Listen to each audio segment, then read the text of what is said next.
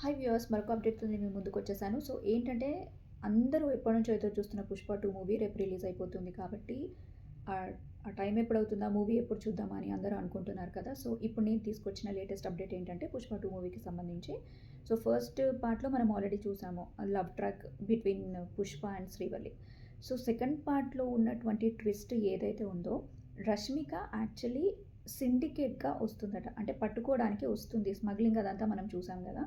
So, అలా తను తన డ్యూటీ పైన అల్లు అర్జున్‌ని మీట్ అవ్వడము, తనతో లవ్‌లో పడడము, పెళ్లి చేసుకోవడము ఇదంతా జరిగింది. అయితే బట్ తన డ్యూటీకి న్యాయం చేయాలన్న ఇదితో గూడా పుష్పని పట్టిస్తుందట పోలీసులకి. సో, ఆ విధంగా రష్మిక క్యారెక్టర్‌ని అంటే శ్రీవల్లి క్యారెక్టర్‌నయితే డిజైన్ చేసుకున్నారు. మన డైరెక్టర్ సుకుమార్ గారు. కాకపోతే నార్మల్‌గా సుకుమార్ ఈ స్టోరీ చెప్పినప్పుడు మహేష్ బాబునే అనుకున్నారట. అలానే మళ్ళీ ట్విస్ట్ వచ్చేసి మనకి 'పోకిరి' మూవీలో ఒక ట్విస్ట్ ఉంటుంది. మహేష్ బాబు పోలీస్ అని చెప్పి.